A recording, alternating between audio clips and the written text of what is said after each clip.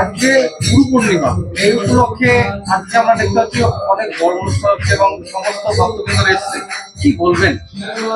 গুরু পূর্ণিমা ব্যাসদেবের জন্মতিথি। আজকের তিথিকে বলা হয় ব্যাস পূর্ণিমা তিথি, আষাঢ়ী পূর্ণিমা তিথি। দাপর যুগের শেষে আজকের তিথিতেই কৃষ্ণ দ্বৈপায়ন বেদব্যাসজি আবির্ভূত হয়েছিলেন। তিনি হচ্ছেন আদি গুরু।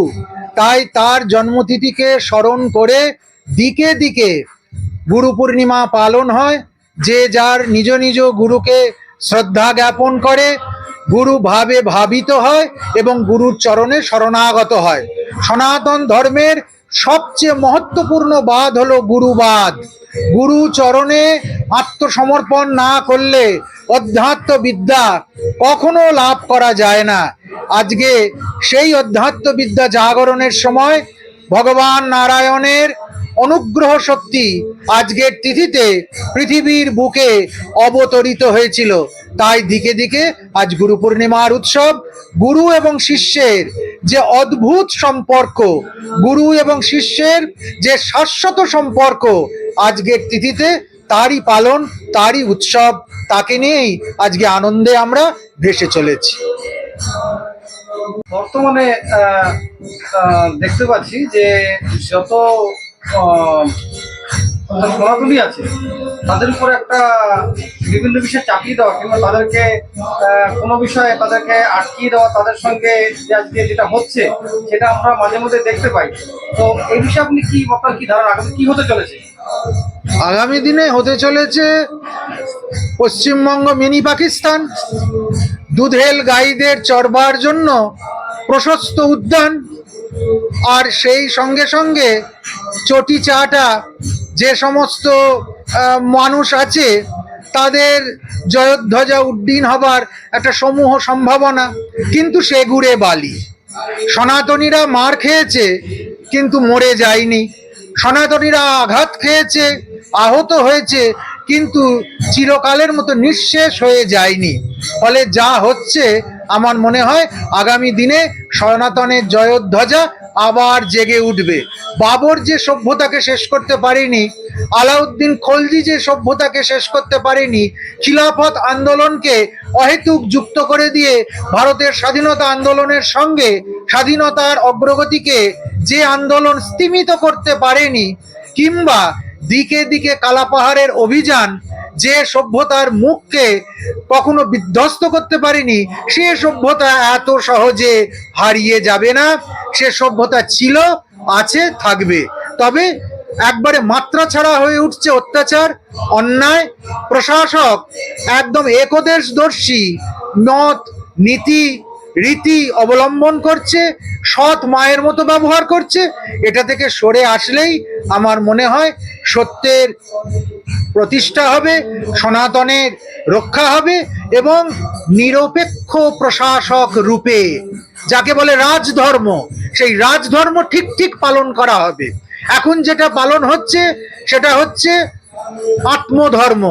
এখন যেটা পালন হচ্ছে সেটা হচ্ছে ইসলাম ধর্ম। সেই ইসলামের বাইরে বেরিয়ে যথাযথ রাজধর্ম পালন করুন প্রশাসকের উদ্দেশ্যে। এটাই আমাদের স্বনির্বন্ধ অনুরোধ। ছোট্ট একটা প্রশ্ন, পাকিস্তান এবং বাংলাদেশ যে সমস্ত সনাতনীরা ছিল তারা আস্তে আস্তে কমে যাচ্ছে। তা আপনি সাধারণ ধারণা কি কারণে কমছে, মানে বাড়ার কথা? আমার আর পশ্চিমবাংলায় যারা সংখ্যালঘু ছিল তার সংখ্যা আমরা দেখতে পাচ্ছি বেড়ে যাচ্ছে। এটা একদম মানে আমরা বুঝতে পারছি, সেটা আপনিও বলেছেন মাঝখানে যে বেরোনোর পর আমরা বুঝতে পারতাম যে আগে আমরা এত পরিমাণে কিন্তু সংখ্যালঘু দেখতে পেতাম না, এখন কিন্তু বেরোনোর পরে সেই সংখ্যালঘু দেখা যায়। এটা আপনি মানে কিভাবে বলছেন? নিদারুণ ভাবে জনবিন্যাস বদলে যাচ্ছে। দ্বিজাতি তত্ত্বের ভিত্তিতে ভারতবর্ষ দ্বিখণ্ডিত হয়েছিল। দ্বিখণ্ড ভারতবর্ষ তিনটে দেশে বিভক্ত হয়ে যায়। তার মধ্যে দুটো ইসলাম কান্ট্রি, আর একটা ধর্মনিরপেক্ষ খিচুড়ি সাম্রাজ্য। এইটি যদি তা না হয়ে সেই জন্মলগ্নেই হিন্দু রাজ্য বলে ঘোষিত হতো, তাহলে এত অশান্তি হতো না।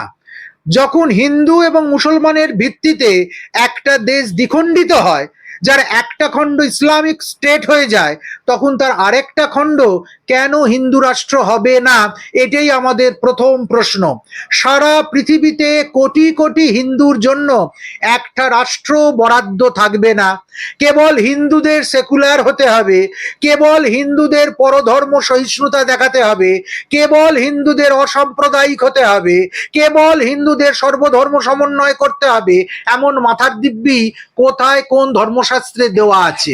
আর দিনে 5 বার আজানের মধ্যে 3 বার আজান দিয়ে বলা হবে যে বিধর্মী নষ্ট হোক, হিন্দুর সর্বনাশ হোক, আল্লাহ আকবর অব্দি ঠিক আছে। তারপর যেটা বলা হয় একমাত্র ইসলামই সত্য, একমাত্র আল্লাহই সত্য, আর সব মিথ্যা। এবং সেই ধ্বনি যে দেশের মাটিতে দিনে 5 বার করে উঠছে, সেই দেশে হিন্দুর সংখ্যা কমবে এবং সেই দেশে হিন্দু যে ক্রমশ সংখ্যালঘু হয়ে যাবে, এটা তো স্বাভাবিক কথা। এইটা থেকে আমাদের বেরিয়ে আসতে হবে। আজকে বাংলাদেশের কি অবস্থা? একটা সময় আজ থেকে 20 বছর আগেও বাংলাদেশে হিন্দুর সংখ্যা ছিল 22%। আজকে সেখানে বাংলাদেশে হিন্দুর স্ট্র্যাটেজি এবং হিন্দুর অবস্থান হয়ে গেছে 4%-এ নেমে এসছে। বাকি হিন্দুরা কোথায় গেল? বাকি হিন্দুরা অনেকে বাংলাদেশেই আছে, তারা মুসলিম হয়ে গেছে। বেশ কিছু হিন্দু প্রাণের দায়ে এদেশে পালিয়ে এসেছে, বেশ কিছু হিন্দু মারা গেছে, বেশ কিছু হিন্দুর যে কি হয়েছে তার আর কোনো হিসেব নেই। সেই হিসেব ইতিহাসের যে অন্ধকার অধ্যায়ের মধ্যে চাপা পড়া রয়েছে, সেই হিসেব যে রক্তাক্ত পাতার মধ্যে নিহিত রয়েছে, তার হিসেব নেবার সময় এসেছে।